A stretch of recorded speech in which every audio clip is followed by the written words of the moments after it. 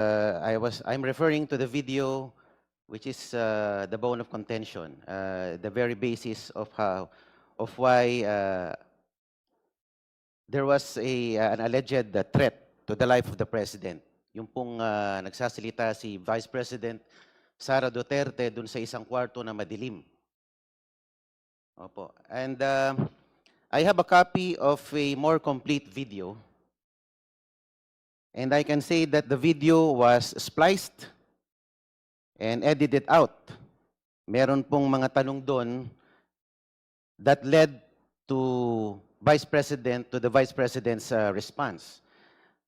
If I may read, Madam Chair, ito po yung tinanong ng isang vlogger by the name of Princess Maui regarding Project Romanov. Baka po totoo yung sinasabi nila or naririnig namin na may Operation Romanov sa inyo na balak kayong ubusin.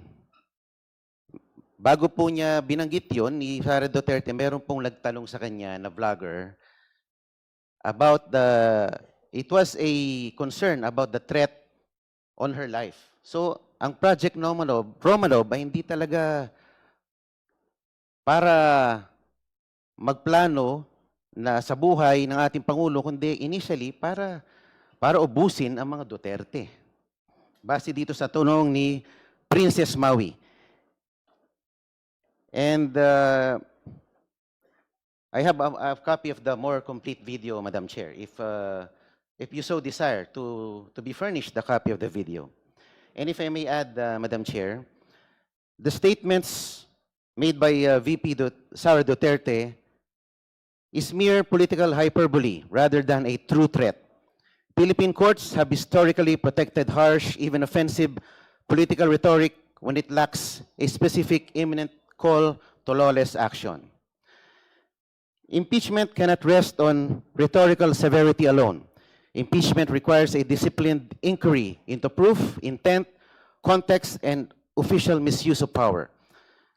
The statement was conditional on her own alleged killing, was later explained as an expression of concern for her security, and remains the subject of an unresolved criminal and investigative process. Sinabi nga po ni VP Inday Sara na siya mismo ang nagsabi that the remark was a plan without flesh and that the condition was her own death first, based on the Al Jazeera interview dated 26th of November 2024.